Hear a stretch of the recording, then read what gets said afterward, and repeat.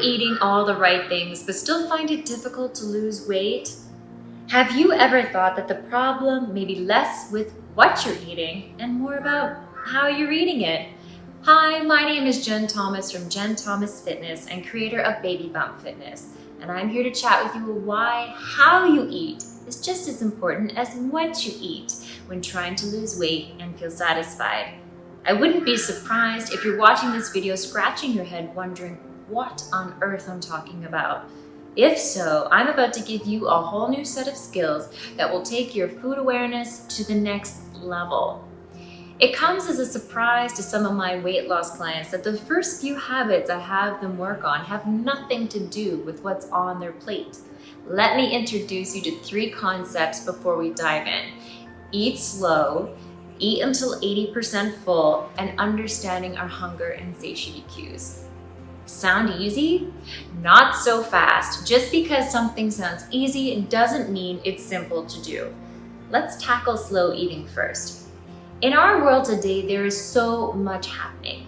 The pace is quick and we find ourselves rushing about our days at an unrelenting pace. This often means that we are consuming our food at a record pace just to fit everything in that we need to do.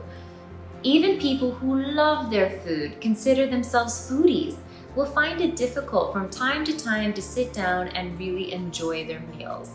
But what does slow eating have to do with weight loss? Well, bear with me. I'm going to walk you through this process.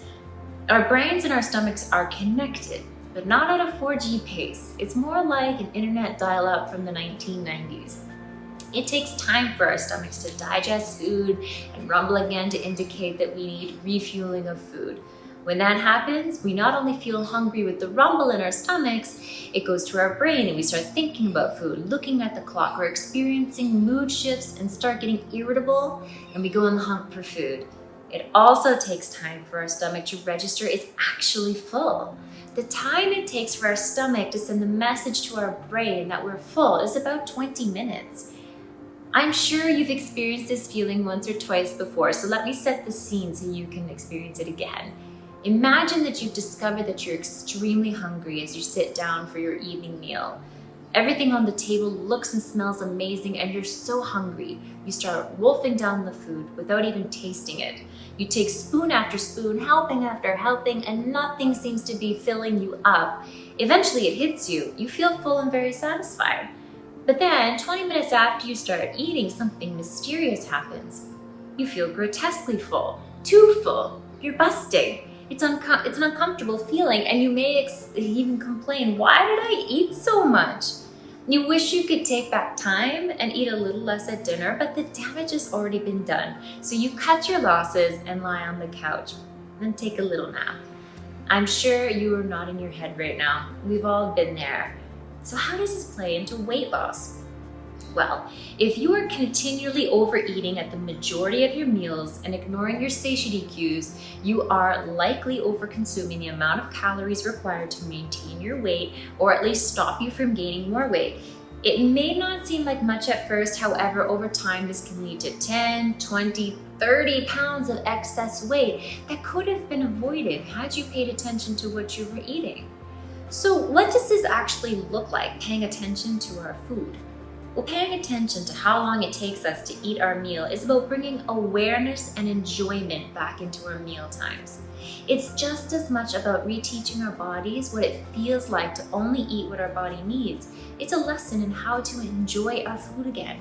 After all, food is delicious for a reason. We should enjoy it. But by eating food too quickly, it's difficult to enjoy the food and we don't taste it. So what do we need to do to bring awareness back to our meals? Like everything else, eating too quickly is a habit that we've learned over months and years, and it's something that we have to actively practice slowing down to become better at it. But it doesn't start at mealtime, it starts well before that. There's no point in trying to teach yourself how to eat slowly if you're always starving when you sit down for your meals.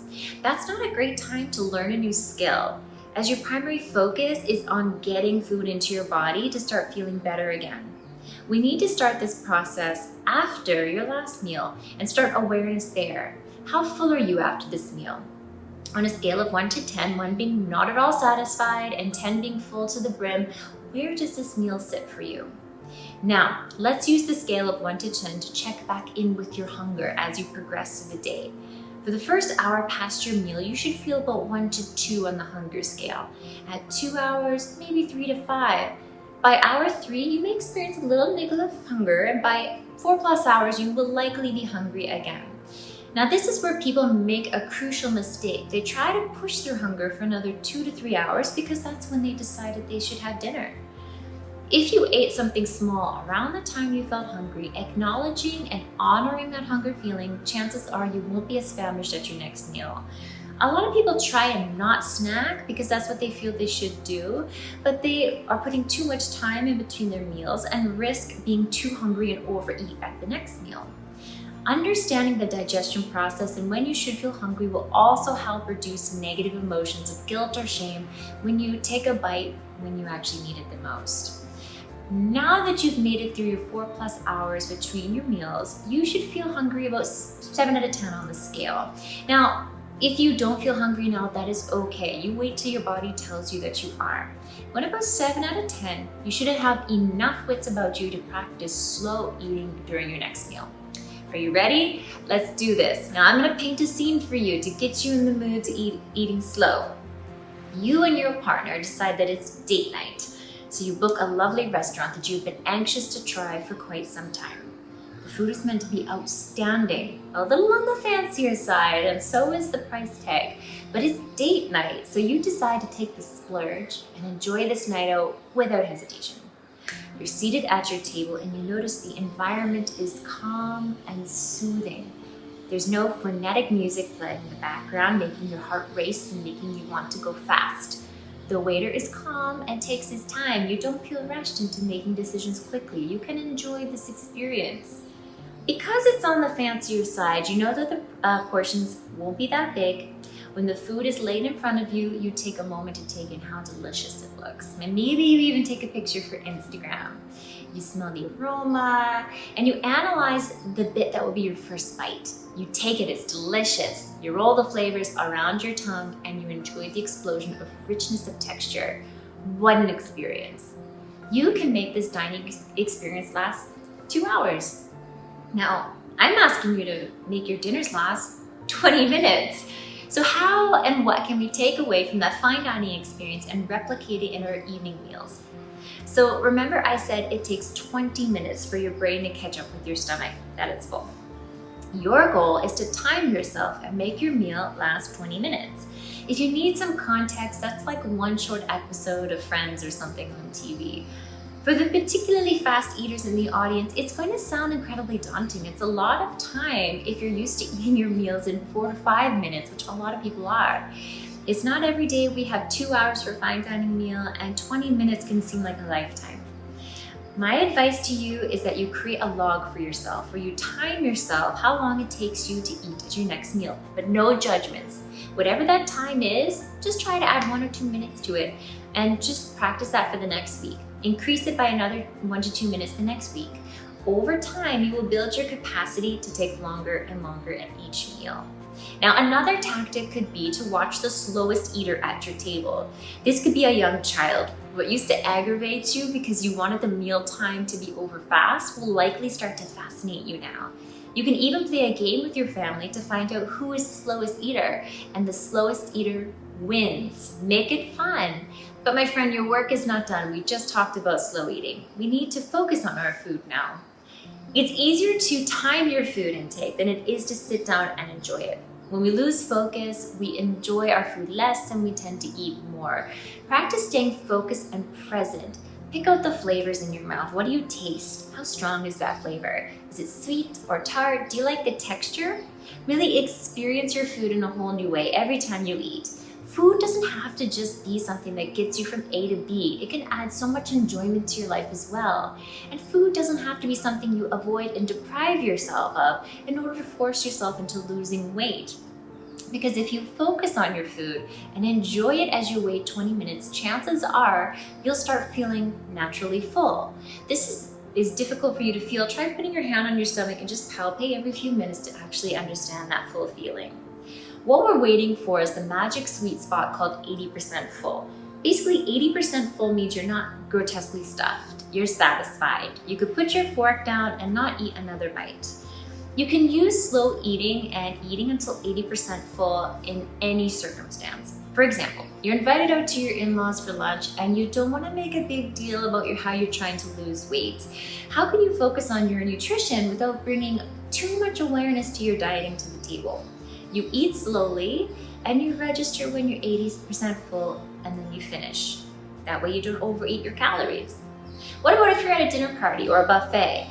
Try taking a smaller portion size than what you're used to and practice the same 2 skills. Before you feel compelled to jump up and refill your plate, have a glass of water before you do, just to see if you can highlight that feeling of being full.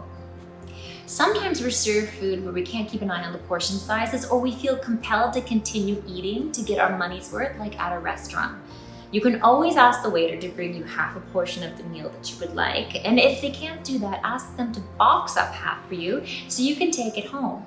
Once it's boxed up and away from sight, you'll be less likely to dip into it during that meal and keep eating.